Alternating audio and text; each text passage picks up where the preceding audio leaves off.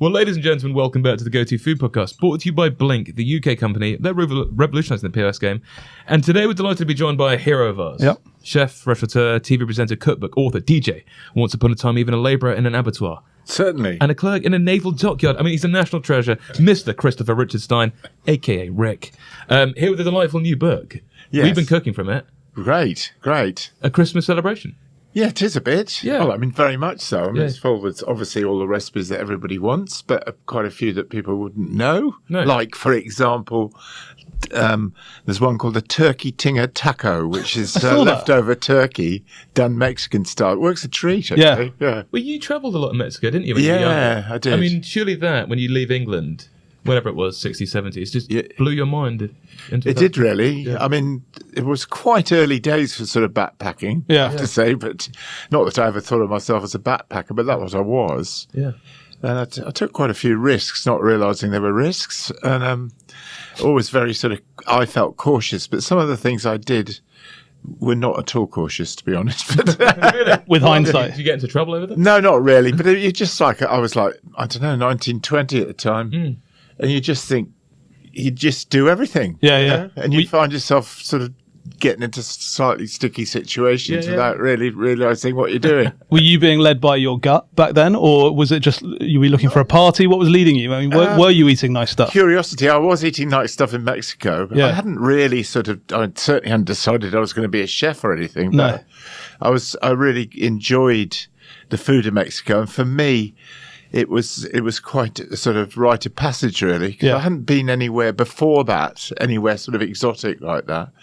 So just all that chili was pretty Quite exciting. Yeah, very exciting. Yeah. I mean, I was sort of fairly used to Indian restaurants in the UK, but the chili was always a bit sort of low key in those days. But certainly Mexican food, it was very. I just like the sort of like freshness of everything. Yeah. Because I mean, a lot of like tacos, like filled tortillas, they start with just a sort of very well reduced meat, sometimes lamb, sometimes beef, pork. Yeah. But then they put in lots of sort of very sort of, coriander and fresh chili and sour cream and tomato, raw onion, or sometimes slightly pickled onion. So the overall effect is a really nice balance. Yeah, it is. It's a much better balanced cuisine than people perhaps give it credit for. Because you get excited by the chili and the heat and the whatever. But actually, if you let someone build one for you on the street there, it's like a beautifully balanced mouthful, really. It is. Yeah. It is.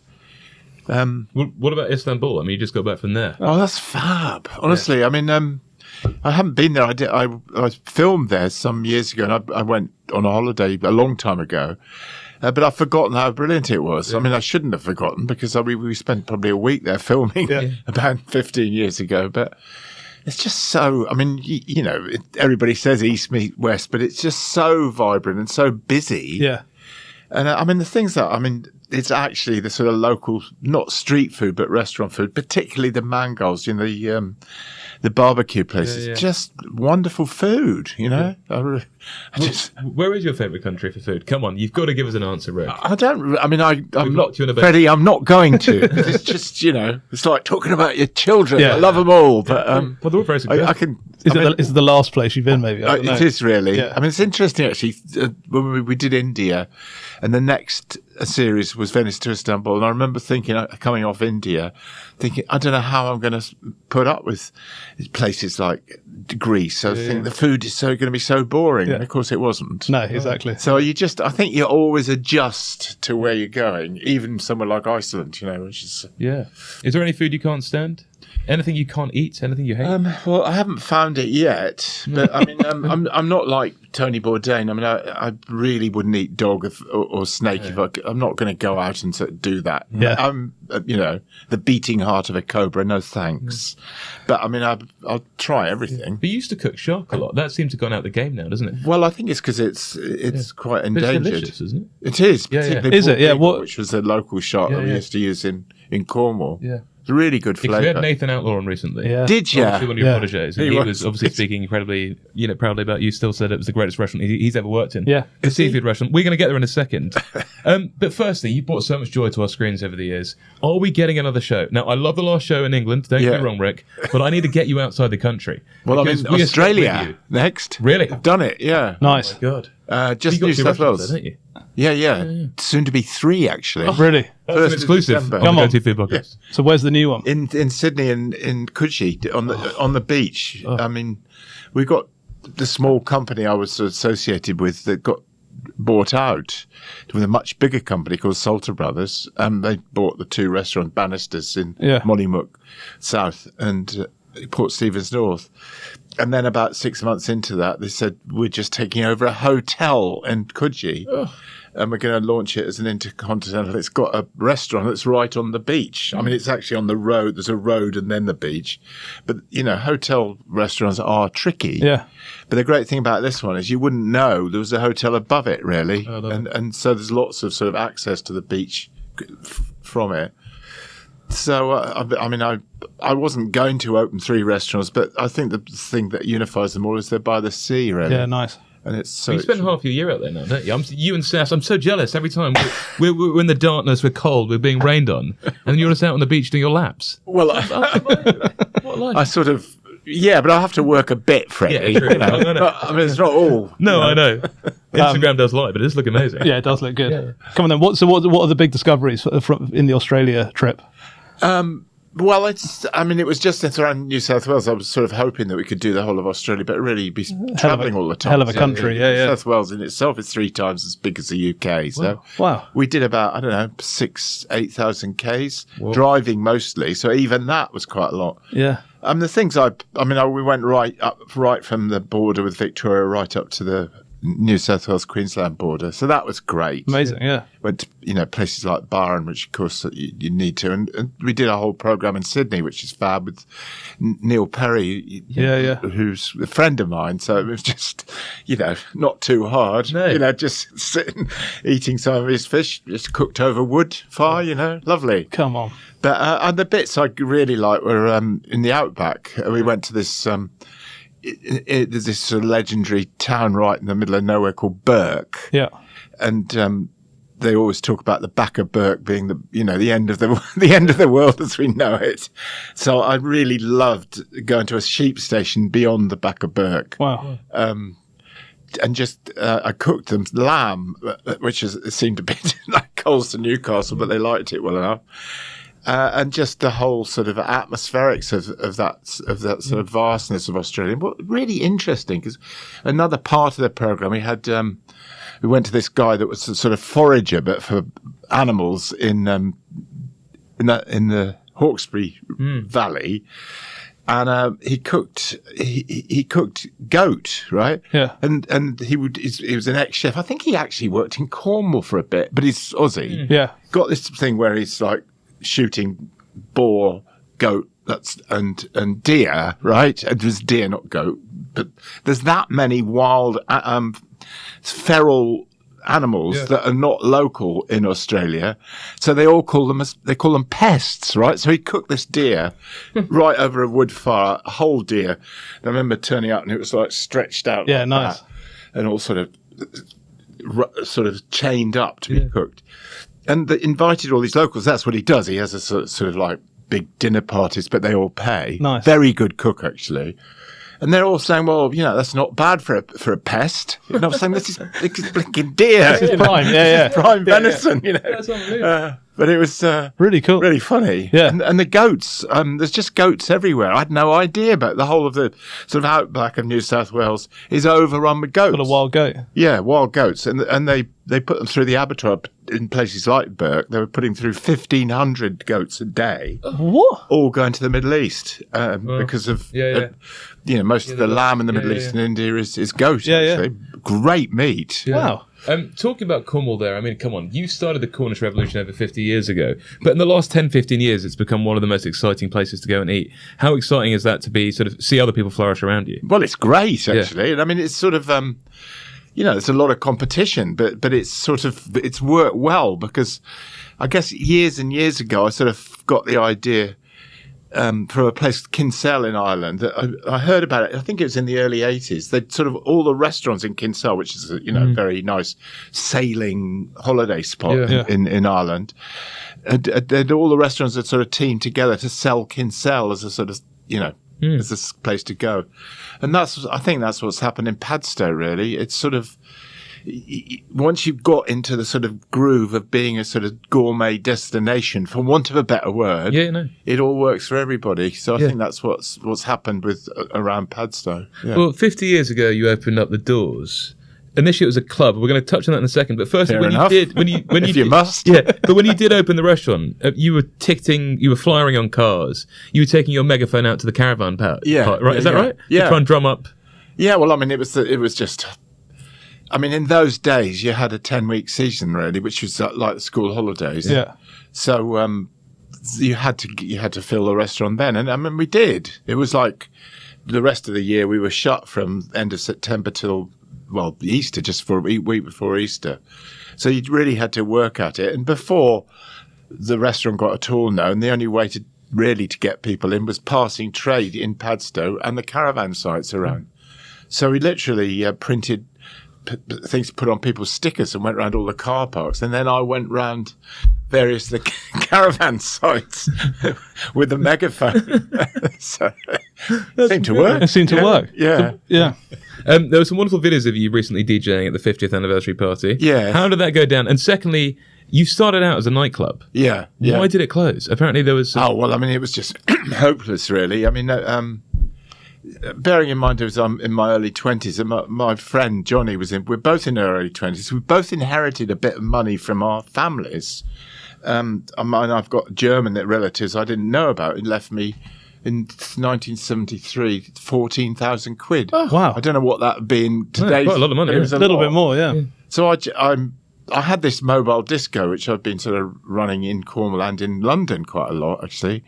And in Oxford, because I was at university in Oxford. So I just, it was quite successful in Cornwall, but only over the summer season. And I just heard about this nightclub, which was up for sale.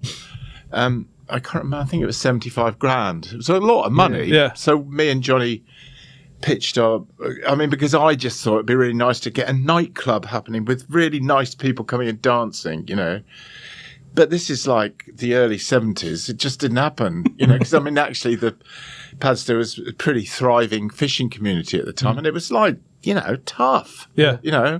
Small fishing communities are quite physical. Yeah. So, I mean, most of our customers were, in the early days, were fishermen or locals.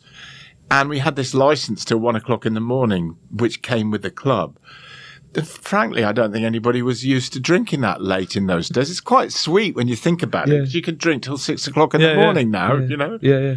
But that was the latest license you could get, I think. But of course, the problem was that all the locals were just not capable of, holding their booze. Yeah. So we used to have these terrible fights. And I mean, but me and Johnny, we're not, we're just sort of nice boys, not really used to getting down and sorting fights out. And we had this doorman who was a local guy who was a bit sort of heavy, but I've subsequently learned that, you really need to get into the whole business of running nightclubs if you want to run them. Yeah. And, so you're just splitting fishermen up from sort of knocking each other's heads off? Yeah, that was it. Wow. Yeah. And eventually the police just got fed up, because they're always being called out to your gaff. But were you offering anything? I read somewhere you're doing like freeze-dried curries. Is that right? We did, yes. Well, because part of the terms of the license were that of having the late license, it was a supper license. So you had to give everybody supper. Which in our case was, as you rightly put it was freeze-dried curries. I just remembered, I mean, at the time I wasn't at all interested in cooking anything nice. No. And I remember stirring these sort of yellow curries. It's sort of like really sort of runny curries and rice. Yeah. And then you'd serve it out in plastic, cardboard plates to everybody. Nobody touched it, except one or two really weird people who said it was delicious. Like, well, I know it's not. Yeah. Yeah. You do actually have a DJ in the family, don't you? Your nephew's Judge Jules, the 90s icon. Yeah. I mean, that's unbelievable. Have you ever been raving with him? Yeah, no, well, I've been to a couple of his gigs. Yeah. He's really good at it, actually. Yeah. But I always think he's sort of, he has the same sort of slightly vicarious pleasure in doing his discos as I do cooking, because you just you just get into when the restaurant's working really well, into just people having a good time. And, that's what I felt watching him DJ. Yeah. He's just sort of like almost into getting people and getting them to stay on the floor. Yeah, nice. So how do you go from, if you excuse me, from a freeze-dried curry to then opening what Nathan Atwell described as the greatest seafood restaurant in the world? Because you hadn't cooked that much before, had you? No. I mean, I'd done some training as a chef in London, part of a management trainee. So I'd been a commis chef for a while. So I sort of knew the way the kitchen sort of worked. But I didn't. I mean, I suppose I was lucky in that my parents cooked and I had really nice food as a kid. And I'd picked up a few bits and bobs from my time at this hotel in London. But it just came that we were closed down, or the license was taken away. And I just thought, well, the only way to avoid going completely bust was opening a restaurant. Not that I particularly wanted to. And I just thought, well, I might as well take over the food because I've got some knowledge of food. Yeah. And I guess one of the things is if you've been lucky enough to be brought up in a family that has nice food. And also in those days, just watching my mother cook, I sort of knew how to cook, but I didn't, if you saw what I mean. Everything was sort of like, I can fry some onions or something like that. Yeah. So, but I didn't want to do it. Yeah.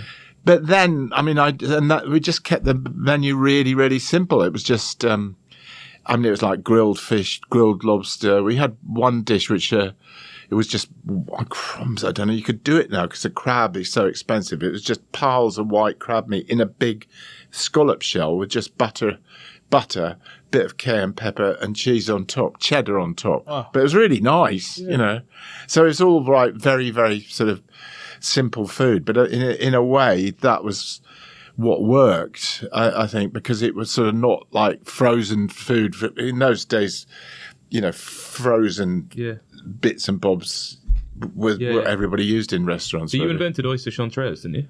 I didn't really. Apparently I can't. It's people are. I don't know. Well, it must have come from the Charente somewhere, but I honestly can't remember where I picked it up from. Yeah. But I was looking up in the on Google the other day to try and find it, and my eye kept popping up as a person. So I was thinking, this is hopeless. I don't. But it is a dish from the Charente from around La Rochelle. For those that don't know what it is, can you take us through? Yeah. It's just this sort of seems a really weird combination, but you just have you freshly open the oysters, and then you have these sausages which are quite hot. There's sort of bit of, we now make them with chorizo and a bit of hot pimenton in them, but the sausage itself is wrapped in caul fat, so that what gives it sort of bathes in sort of pig fat. Yeah, and then you eat the oyster. It's a bit like doing a Mexican sort of tequila, lemon and salt. You eat the oyster, you bite a bit of the sausage, and then you take a swig of, I don't know, muscadet or whatever you want. But it's a really satisfying combination. Was there a dish which put you on the map? Well, I suppose in the very early days, I nicked a dish there was another fish restaurant in Padstow. It's called Seafood Thermidor. Basically, it was like lobster thermidor, but instead of lobster, it did have lobster in it a bit. Yeah. But mostly it was like prawns, and I think they put scallops. Monkfish used to go into it a lot because it was sort of chunky.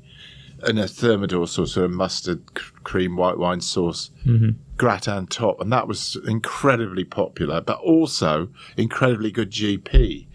Fish pies are good generally. Just a glorified fish pie. Latterly, it's sort of turbot and hollandaise, or it has been. So expensive. You were the first to use a monkfish head, though, weren't you? People used to chuck them out.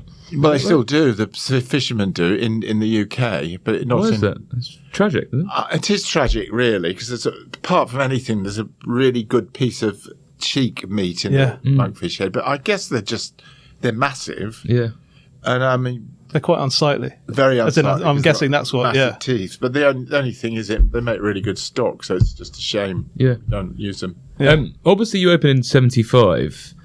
You start with a simple menu, but then how do you are you learning off the chefs around you to become a better? Yeah, that's what I did. I did two things. I put myself through the local technical college, Camborne Tech, And the other thing is I employed chefs who'd had experience in proper chefs. In other words, people that knew how the kitchens worked. Yeah. So that's how I sort of like assimilated the sort of, became better at it. Yeah. But I mean, they've always had this sort of like just keeping it simple, simply because that's all I could do in the early days, really. You had an odd post-shift ritual where you used to drive off in your Mercedes. Can you remember what that was? Who was that? You did, apparently, after... Oh, yeah, I did. I had this really old Merc. It was the 1970s. Actually, I bought, about 2 years ago, those sort of like auto car type mags, but there's one that specialises in classic cars, right? And I just found there was my car. I mean, I got it from a guy in one of the villages outside Padstow. He just got all these old cars in a sort of junk lot almost. And there was this big black, it must have been an embassy Mercedes because it had a flag on the roof. Cool. And it was long wheelbase. But it was a 1970s, 71. And I just, I did it up a bit. It's only subsequently I realised they only made, I think, 900 of these, Wow. So it was like incredibly valuable. Yeah. Some guy came down from, I think, Bedford and bought it. In the end, I just couldn't afford to keep, because it was always going wrong. Yeah. I mean, if you're going to really do up a classic car, you need keep pouring money into it. Yeah. So did you turn a profit on it?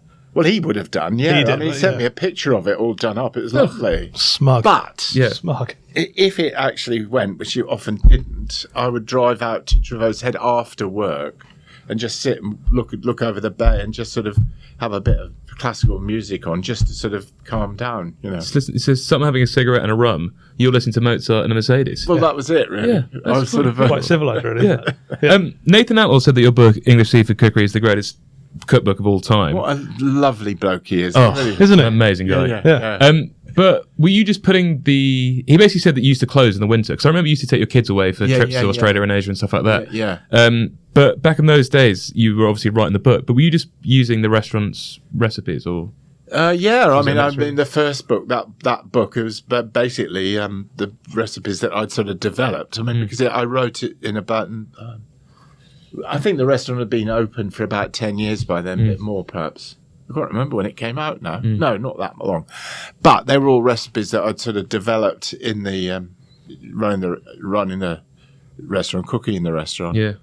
And I used to get, because at one stage I'm not sure if we were open at lunch, but it was so quiet that I'd get some of the staff in and do a sort of, I used to call them gastronomic lunches, and it was to try the recipes. So that's me and the chefs used to cook these dishes and send them out to some of the waiting staff to try them. Wow. Nice. He also said it was one of the toughest kitchens he ever worked in because everything was a la minute. Yeah, it was. Yeah, well, we didn't sort of know any better. And in those days, really, it was always like that because, I mean, I guess, wages were quite low relative to what we were doing. So you could employ chefs to do all the fish prep. I mean, we didn't buy in those days any prepared fish. We did it all. No, he said he used to have to run upstairs and grab things from the from the tank, run back down, and do it in the moment. Well, that was really weird actually. But for years we had the lobsters in a tank, right? In tanks. Yeah. And I sort of developed that because the equipment for keeping lobsters was really expensive. So I just used to use beer coolers, which I got from the local brewery to keep the seawater cold. Yeah. And it was always going wrong and they were always dying and, it's a nightmare. But actually the tanks are right by the back door where the fishermen brought the lobsters in. Right. But I began to hear that actually some of the fishermen were nicking the lobsters out of the tank and bringing them back in and selling them to us. Genius. Genius. Yeah. And then I discovered, I don't know how, that actually if you put the lobsters in the fridge and cover them with seaweed or just damp cloths, they'll keep much better, better than... Is that right? Yeah. Not in water at all? No, and I think because half the time when because it was always very... influenced by what was happening in France, and the whole sort of idea of lobster tanks is a bit of a sort of sales thing. Yeah, right. Okay. Yeah. He said the level of cookery in there could have taken any other, any 3 Michelin star restaurant. Like the level of the chefs in there cooking. No, that's what he said. He said it was unbelievable. Well, I guess because we did do everything from scratch, and everybody could cook. I mean, not everybody. I mean, one of the problems in those early days was actually getting enough really skilled chefs to do the work, but we had enough, and we did really. absurdly adventurous things at the time. But I guess it was sort of exciting, you know. I mean, so we didn't sort of. I mean, and also because although I was sort of really involved in cooking the simple stuff, some of the chefs I was working with have worked in, you know, nice places. Yeah. Had good ideas. Yeah. You must have had some incredible chefs, obviously, like Nathan, over the last 50 years work with you. Can you tell immediately when you see... We always ask the chefs when they sort of have people come to their kitchens. Can you tell immediately that someone's got it? Yeah. What are the... I know you're going to ask me why. What are the telltale signs? You just know it, you know. I mean, I still do it. I still, like, can see when there's... I think it's just a sort of, like, brightness in the eyes, really. You know, you always talk to sort of chefs... that have become really successful and enjoy it. And what appears to many people as a sort of, you know, a nightmare environment in a kitchen, they love it, you know, just because it's sort of, you know, if you are really into it, it's fun. I was just looking actually at Henry Harris's book from Bouchard. Yeah. I've seen looking at it, and he just remembered the early days in Hilaire when he was working with Simon Hopkins, and he just said, well, maybe it was earlier. And he just said, I really liked it. The hotter the kitchen was, the happier I was, you know? Yeah. So it's sort of like some people just have got it. And you just talk to them. Yeah. And the reason I do go in the kitchen and talk to them is just you quickly find out who's got it. And it's not... I mean, you know, some people are naturally really skillful with their hands, and you know, but you can tell when somebody really wants to learn. Yeah. He also said you traveling around the world gave you a better advantage than anyone. This is pre the days of being able to get hold of really good ingredients. That you were sending faxes in from Asia, from Africa, being like, get lemongrass, get this, get that, and that gave you the advantage over. Well, like also, I managed to find where the places were. Mostly in London, there's a place called Tawana. I don't know if it's here anymore. That had lemongrass, all the sort of Thai stuff.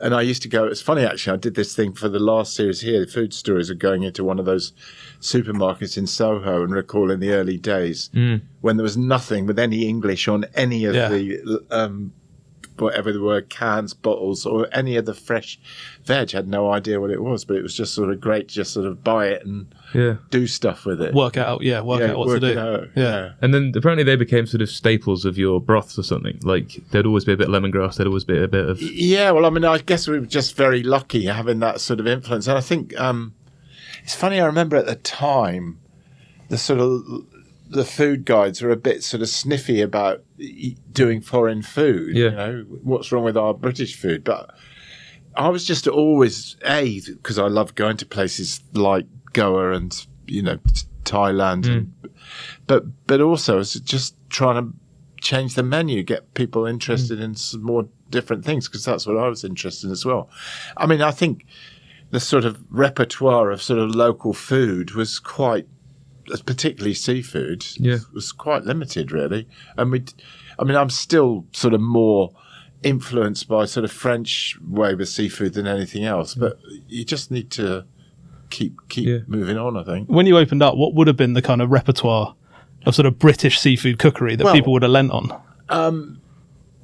There was sort of a number of books. If you're talking about books, there was Wheeler's cookbook, but it was a lot, and we did a lot of Mornay sauces, a lot of really sort of quite heavy cream sauces, cream velouté sauces. But, you know, they knew how to cook a Dover sole perfectly and a lobster. And so there were books like that. I mean, my early influence really was Jane Grigson's fish cookery book. And I mean, from general cooking was sort of Elizabeth David. And then I had, you know, various trade books.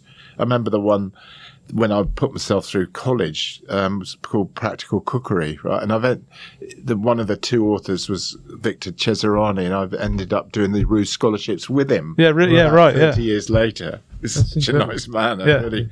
And I just had to say, look, I've still got it. You've said previously that running a restaurant is not a vocation; it's a disease. Well, it wasn't me; it's one of my chefs, Peter Richardson. Yeah. But I mean, it couldn't be more right at the moment in terms of this must be the hardest market you've seen in 50 years. Yeah, it's shocking. Yeah. And everyone says that every week on the podcast. Like everyone is saying the same. Well, I mean, it's really hard. Yeah, and I mean, I think really because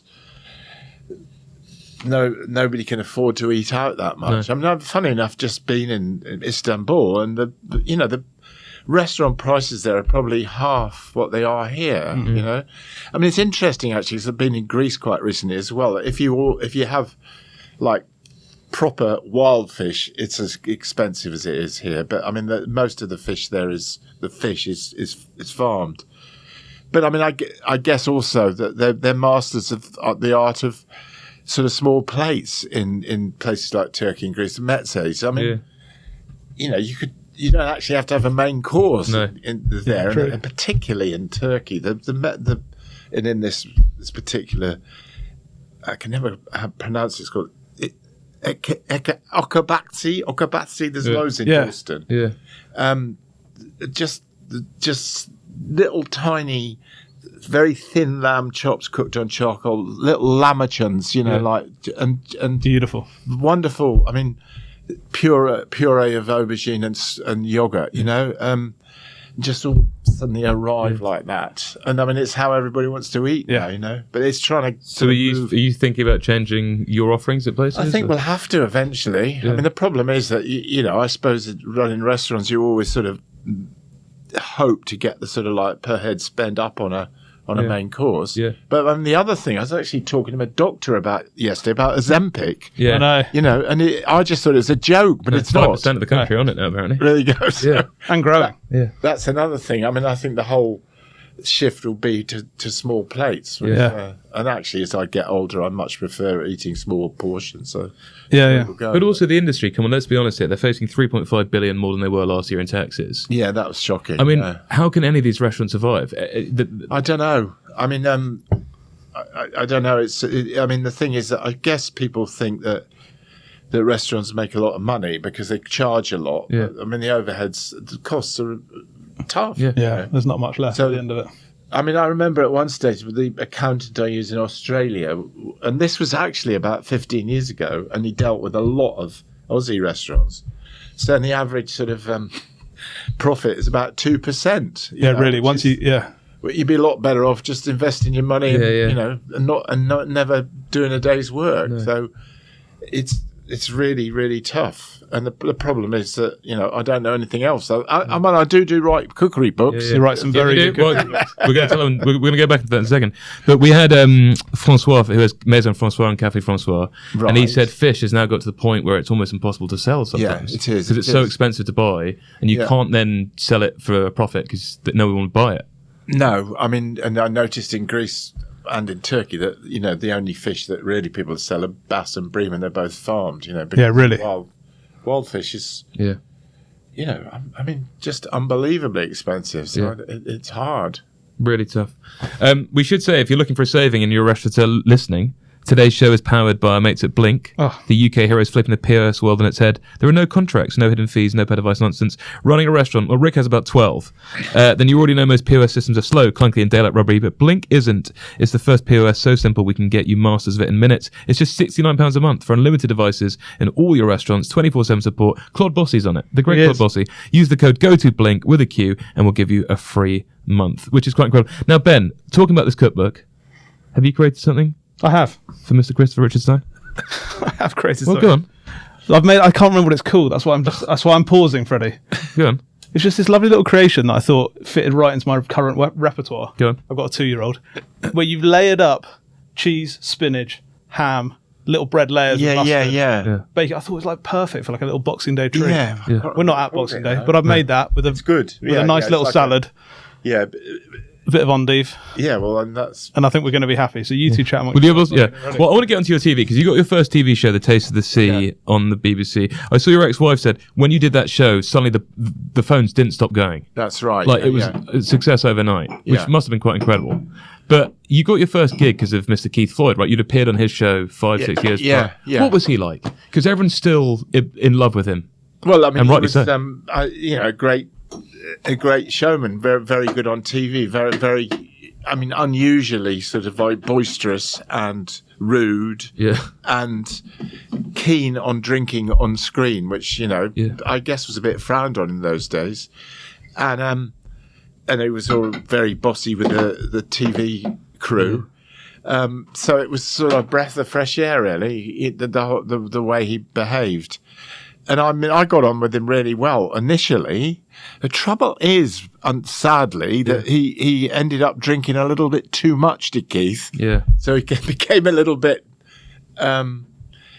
unpredictable, to be honest. Because he fell out with your producer, David Pritchard. He fell out with David. He fell out with me. Yeah. I mean, I was stupid, really, because basically David Pritchard and Keith evolved this way of sort of blokey TV. Yeah. And it was really lovely. Like cooking scallops on the back of a trawler and all that sort of stuff. And also fabulous with Keith sort of being rude about, some French lady complaining about I can't remember what it was he was cooking. Yeah. Or having a go at David a lot. And having a go at David.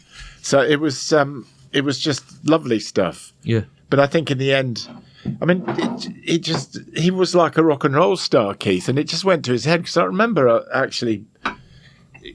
kept in touch with him all the time, and he arrived at my house on Trevose Head once in a white Bentley, and he rang me from the drive, which is only tiny, to say he'd arrived, and it was one of those old mobile phones, like this big, a foot high.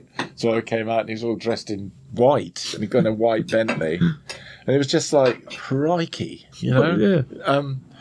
So did he come in? Yeah, he came, and I mean we got on really well. But I think what went wrong really was that because David fell out with him, and then I started working with David, and he just got really pissed off with me because half of Keith's ideas were David's anyway. So I didn't start sort of bossing the cameraman around, but it was the same sort of like blokes can cook stuff. Yeah. And he once said to me, you stole all my ideas, right? And rather than say to him, I just said, oh, no, I don't think I did. Yeah. I should have said, yeah, I bloody well did, because they're good ideas. Excuse me swearing. But it never occurred to me that actually being sort of complimentary with him might have been easier than just... Yeah. But I was going to say, David Pritchard actually goes down as one of the greatest ever producers of all time. He changed the game, and people like Gordon, Nigella, everyone else like that followed in what he changed. Camera pans, letting people be themselves, not over-scripted. Just a word on his genius, because he probably doesn't get enough credit. Well, I mean, I've worked with him for 25 years, and we just got on incredibly well. Having said we got on incredibly well, we were jealous of each other. Mm. It was a very sort of male relationship. Half the time we're trying to score points off each other, and after he once said to me, he said, I'm not gay, but I love you. We just got on terribly well, and it was sort of, I think there's a sort of element of showing off with something like that, and basically I just think he got the best out of me, really. And so I miss him, I really do. I mean, and actually the stuff I've done subsequently in the UK with Matt Bennett was taught by David, and so it was like great to be working with him. So it's almost like the same sort of thing that I think as a director, if you've got confidence, you sort of got to let who you're working with do their own thing to a certain extent. You got the best out of them, and sometimes you work with people that everything is sort of almost scripted, and you know they've got the idea of how it should run, and I think a lot of the time it's better if you can just let it happen. I was just actually, funny enough, one of his girlfriends, David had the odd girlfriend. I've kept in touch with, and she's like in Australia, and I was just to remind. She just said he got the best out of me, and I just wrote to her today and just said, I remember the time when I was cutting some garlic up with a Japanese mandolin, and I cut myself, right, and I cut myself so badly they had to stop filming, but as I cut myself, the cameraman Julian stopped filming, right, and David said, "Why'd you stop filming?" He said, "Well, Rick's cut himself." He said, "I knew he was going to cut himself. He's got no journalistic sense, Julian." That was brilliant. Yeah, funny that. So when you went away to do the series, was it just like, I mean, obviously you do this brilliant voiceovers afterwards where you do the poetry and the philosophy and the history, and it's amazing. Yeah. But is it normally just like, we're going to this place, we're meeting this person, let's have a couple of glasses of wine and have fun? Yeah, it was. Yeah. But I mean, you get sort of notes on the person, and the great thing with David is he because he was very, very sociable, talked to everybody. But actually, we used to go from one job to another, one shoot to another, and we both felt actually what we really like is being in the crew minibus. We don't really want to go and film somewhere. And occasionally, when we were on the way, I said, "Do we have to film with these people?" David said, "Look, I'll be the orange grower. I'm the Spanish orange grower." And he'd go into Spanish, and I'd say, "Well, your oranges." I went, "Yes, I know this is special like this." We don't need to talk to the real people. Brilliant. That's so good. Is there one memory, which not just of David, but of all those incredible shows you've done? Because I read somewhere that you went, was it in Croatia? And there were some ladies who had just set up a restaurant, and it reminded you of the early days of Cornwall. Oh, yeah, it was really good. That was in Split. Yeah. They were just it was in a sort of back street, but it was quite a popular restaurant. The food was good. Yeah. But it wasn't that good because they were pissed when we were filming with them. And, they were just so enjoying themselves. And that we filmed with them, and then we went back in the evening because they were having a bit of a sort of hoolie there, really. Yeah. And there was a band that came and played in the street. And actually the food then was really good. But it was just like the early days in the seafood that, the staff were our sort of social life, but we used to really have a lot of fun, and that's why I remembered it, because they were all they were in their early 20s and just loving what they were doing, I mean, you have travelled all around the world and eaten in some incredible restaurants, but also in like market stalls and stuff. You must have got ill. I mean, come on, my guts go. That's your biggest. Yeah. No, I'm thinking you're out in like. Nice, it looks incredible. Can we try this, Ben? Well, can you remind us what's in there? Well, it's just a beautiful little layer, Freddie. Some slowly cooked onions with some spinach. Beautiful. Some Gruyere, some ham. Gorgeous. Some mustard. Lovely. And some bread. And then a little eggy, milky mix. Yeah, it's like a... What's it called? I can't remember what it's called. I can't remember. It something like Strat. The book here. We got the book here. We'll have a look in a second. It's called... what was it? Strat or something like... That's not a very good name. We're going to edit it in, whatever it is. And then a beautiful salad, right? Yeah, I love it. Please just try some of that. I know it's your own creation, but... God, sorry, I'm just being... No, please do. But go on. There must have been one day you were shooting where you're like, I can't get out of bed. Yeah. Any memories? I've been done. Well, like you'd eaten something dodgy in a market somewhere, or maybe you'd had a late night. We were really lucky on the whole. I mean, I got quite ill in Bali in Indonesia once. But that, I mean, it's normally... We were filming in Calcutta, and there was an English guy from Devon who he sort of made... He holidayed in Calcutta regularly. I can't remember what his name was, but good as that. He just sort of took English people round guided tours of the food spots in Calcutta, and he just said that actually you're better off eating street food than going to restaurants, simply because everybody's sort of on show, and the locals are not going to eat your food if it poisons you. Poisoned by it, 100%. And in fact, I did find that actually in India, some of the restaurant kitchens were really dreadful, but you always were okay with the street food. Yeah. And in fact, the only time we got poisoned in India was in Calcutta in a hotel restaurant. So I mean, that generally, I find that works. And the other time in Bali, it was just stupid, really, because I guess I was talking to the chef. That it was a female chef that was an Aussie chef that was cooking in a resort, and she took me around the market, and I got made a juice with some water. It's always the water. That'll get you. Yeah. You're fine with the food. That is absolutely gorgeous. Thanks, Freddie. That is lovely. You can have basically any meal. We can't remember the name. I can't remember because. Strata. What's it called, Ben? That's it. Cool. Ham and cheese strata. Ham and cheese strata. Because you layer it, Freddie. Yeah, it's absolutely gorgeous. It's like a strata. I made the Lebkuchen, which are glorious in there. Played in as a little biscuits. Yeah. As a little sort of Christmassy treat. Nice. You're getting ahead of yourself. I am. Yeah. Well, because I like to try them for Christmas. Because I normally buy them in, but they're so easy to make and so delicious. Why wouldn't you? Well. Also, the red cabbage recipe for Christmas Day looks unreal. Lots of apple in there. Lots of apple vinegar. I mean, it's all unbelievable. We should say you can get hold of it. The link is in the bio. It is out now for you to enjoy.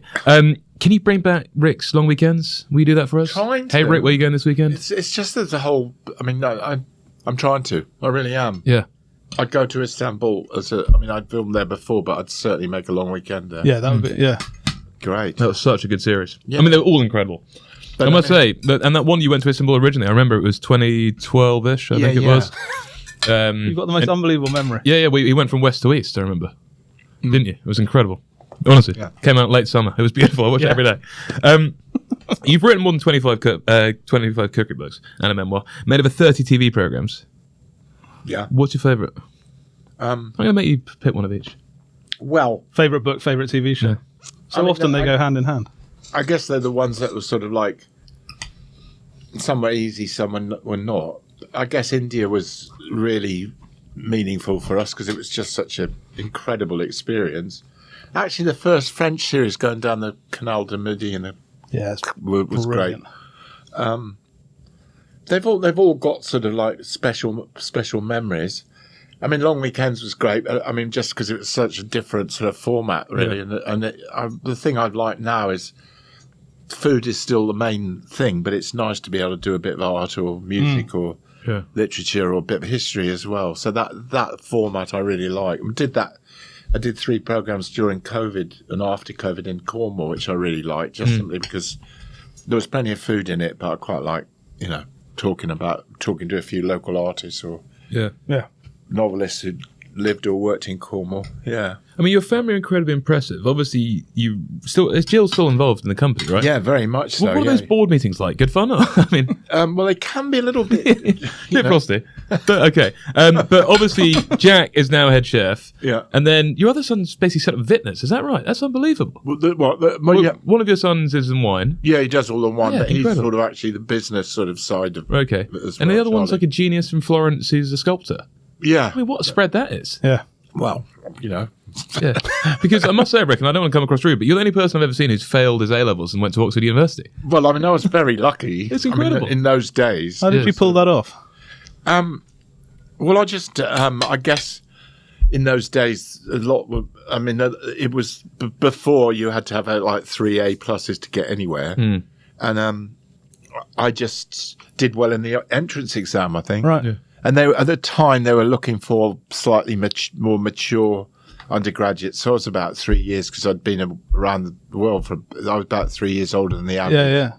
Which I found quite tough simply because, in those days you went to school and you came out and you went straight to university. So most of the people I knew there were a bit, not quite as sort of worldly wise. Yeah. That didn't make me feel superior. I felt sort of inferior in a way because they were still locked into that sort of like educational system. Yeah, and you've been out and seen the world. I've been out and I was a bit like, I didn't quite communicate in the same way, but I enjoyed it. Yeah. You sadly lost your father when you were 19, and that was the catalyst to go travelling, right? It was, and then really, get out of, go as far as you can away from the UK, I'm guessing. It's quite interesting, actually, because this Australian programme that's coming up, it's coming out here in January. I start the whole thing by saying I was 19. I didn't know what to do in my life. My father just died.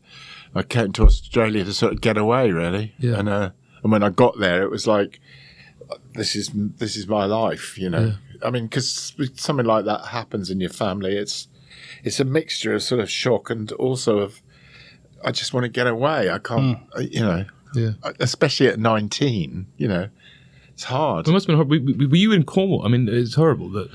Actually, I was in London at the time, but he died in Cornwall. Yeah. Because I remember watching a show. On your way to Australia, did you go to Germany? Did you have family in Hamburg? You were in the canals eating fish or something? Or was that? No. That's me hallucinating. You're hallucinating, yeah. Didn't you go to Germany when you were younger? On your travels? No. Maybe you were lying. All right, well, so I don't know. Someone's lying. Just to finish on Rick's Son's Christmas, then we're going to do a couple of quick fires and let you go, because I know you've got a show tonight, right? Yeah, at the Mermaid Theatre, yeah. Unbelievable. What a catch that was.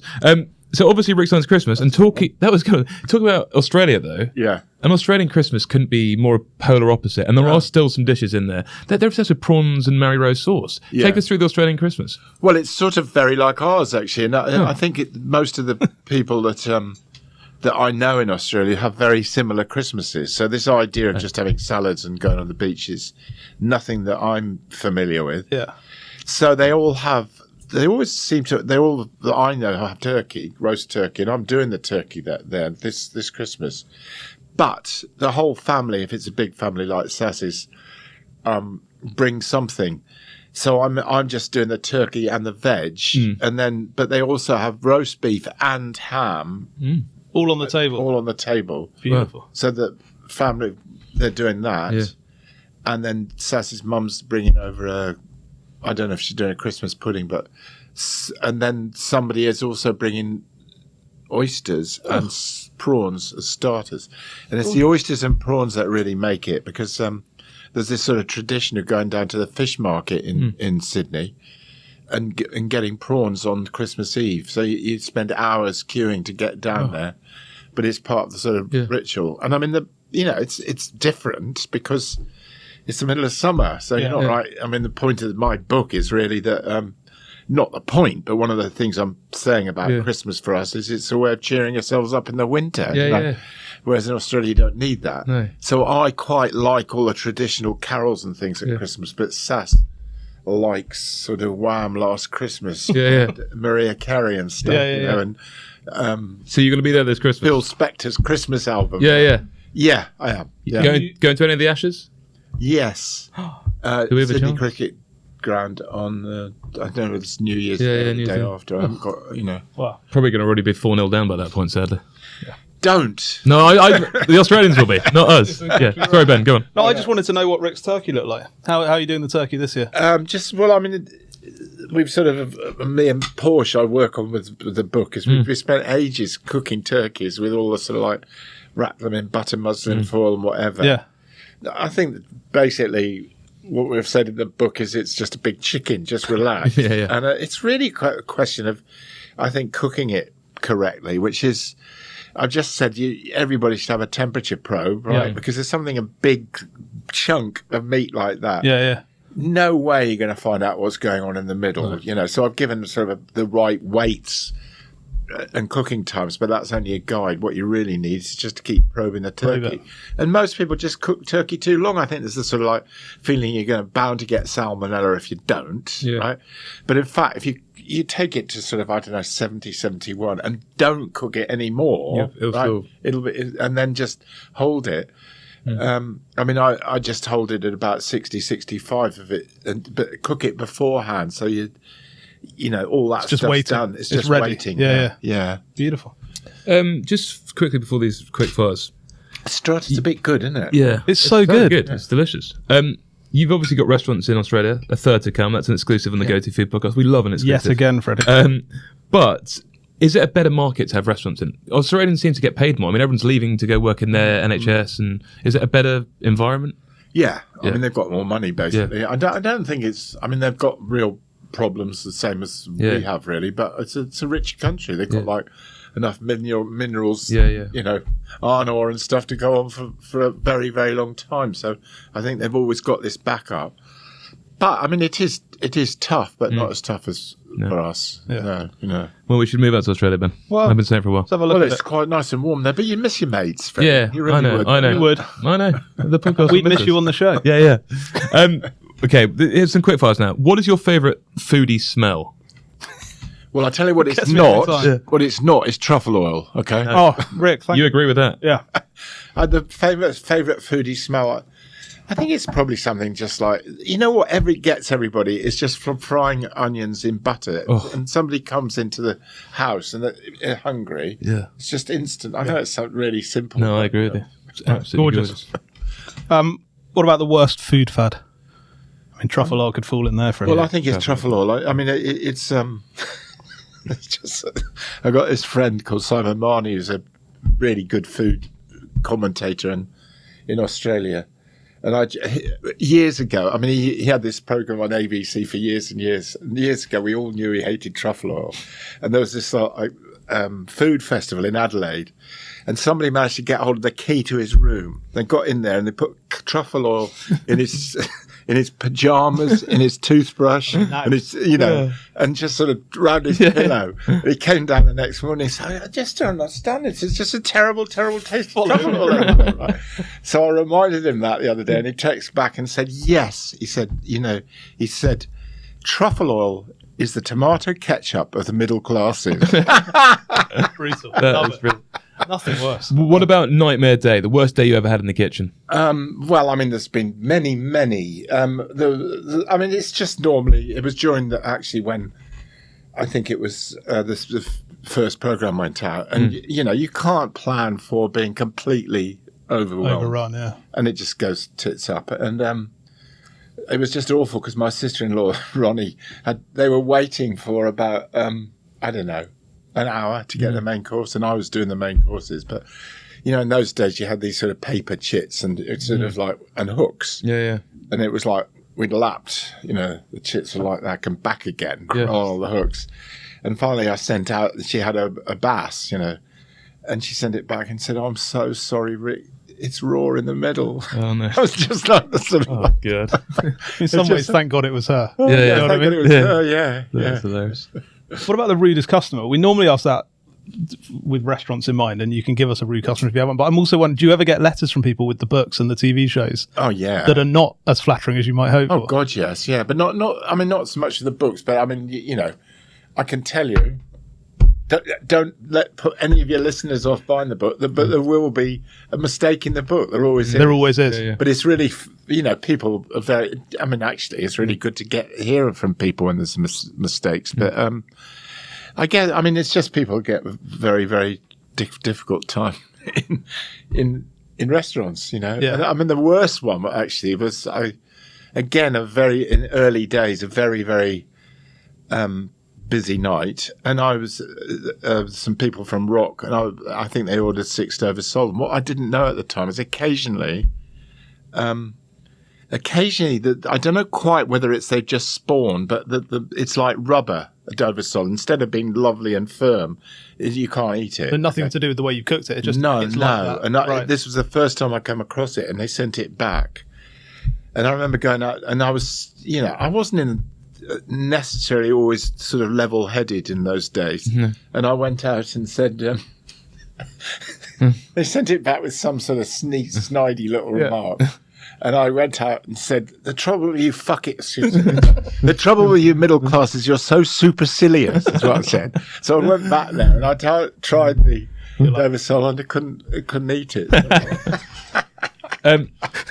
Also, people must have come for you because you're Rick Stein. You're the most famous sort of food person in this country, and people want to just try and go like, "Oh, I've got one." Yeah, you get that. I was saying really nice actually because we had this sort of blogger who was very rude about fish and chips, and I can't remember what he was called, but Gary Eats, is it? Gary Eats, yeah. Right?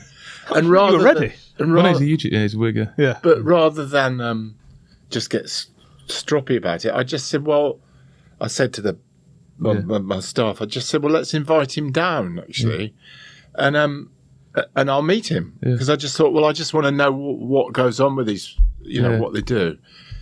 And he came down, and the night before I met him, I just happened to be standing outside the seafood restaurant. It'd just been a perfect evening. So, like, the food was coming out, big trays of fish, fruits de mer, and all that sort of stuff. Everybody in a good mood, staff in a good mood, right? And you've been in restaurants where everything just clicks. Really clicks. Yeah. And I got out there, and Sass said, I just want you to speak to my iPhone now about why it's special. And I said exactly that. And there was this guy watching, right? And I just thought, well, whenever I'm filming, I just think I can't be fazed by people watching what I'm doing. I've just got to get on with it and do it. Turned out to be Gary Eats, right? The next day I met him in the fish and chip show. He was complaining about fish, and he was lovely. Yeah. It was really nice. Yeah, I just thought, well, it's just puts it on for the clicks. Gary does.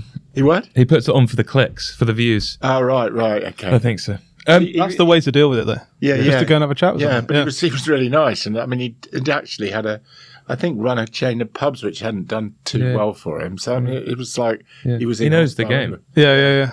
Rick, you've been incredible. Can we get a part 2 from you at some time in the future? If you're lucky. If we come down to Padstow, we don't have to bring you back here. Or Australia. Or Australia, if you want to fly us out to Sydney. It's funny you two remind me. Do you know Bill Knott? You probably don't, but him and a guy called David Lancaster started a film, a magazine called Eat Soup years and years ago. And they were like you two, right? Really enthusiastic. Yeah. I'm still friendly with him.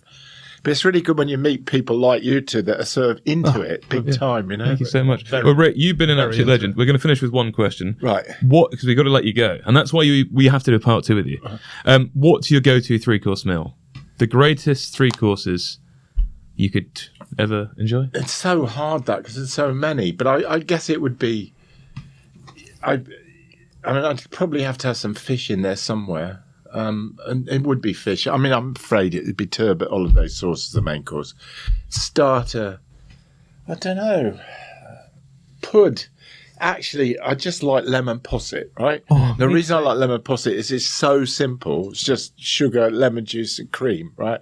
And everybody likes it. And I just think, you know, obviously we've got really good pastry chefs to do a lot of very, you know, lovely stuff. But me, I just like a simple thing like that. For a starter, I don't know. I probably, I mean, I know it's got, I'd probably have probably the oyster charente, really. Nice. I think that would be it, you know. Final question on that. Who are you going to trust with cooking that turbot for you? Well, probably Pete, the head chef at the seafood restaurant. Yeah, nice, perfect. Pete Merck. Not your son? Oh, yeah, he's going to be absolutely livid. Ready. He's a big fan of the show. Jack, I'm sorry. Had him on, you should have him on. I know, we're going to have him on, but he's a big fan of the show. He's going to listen to Rick now. He doesn't He's good, though, because it's sort of like, I guess because he's so much younger than me, it just, and it could, because he's cooking all the time. It's just, I get him at Christmas, right? And the one thing he's really good at is getting all the food out quickly. Get the turkey cobs, gravy, everything done. Yeah. That's, you know, I'm proud of him. Yeah. Well, I love your content together. Rick, thank you so much for coming in. We're going to come down to Padstow very soon and do part 2. Okay. We're going to hold you to that. But thank you so much for coming in. Final question, and as a DJ, should be relatively easy or hard. What song do you want us to play you out with? You can pick any song in the world. Oh, gosh, you make it so hard. I should have known this. I know. Well, people say that. You really? That we should let them know. Yeah, it's the hardest question every week. Well, I just love that Rolling Stones song with Keith Richards singing. What is it? Before They Make Me Run. Right? Beautiful. I was going to say, feel free. You can do a rendition if you like. Rick, thank you so much. And guys, please click on the link in the bio. Get hold of Rick Stein's Christmas. Honestly, get the book. And it's a beautiful book. It is. Thank you. Well, and I'm going to be doing a Rick Stein Christmas. Right. You will be, and so am I. My menu so am I. My mum's already nicked off me, and she's done it. This is brilliant. That'll be there on Boxing Day. I mean, it's very nice having other people cook my food, really. Yeah. You think, oh, well, this is all right. It's really good. Well, I'd give him 10 out of 10. Your first 10 out of 10. Oh, Freddie. Rick, thank you so much. And good luck tonight. Yeah. Thank you very much. Thank you so much, Rick. Thank you. Oh, such good fun. That was great. That was really good. Is that all right? Yeah. Okay, good. It's just good because you know your stuff when it's right. We try our best. We do. We do.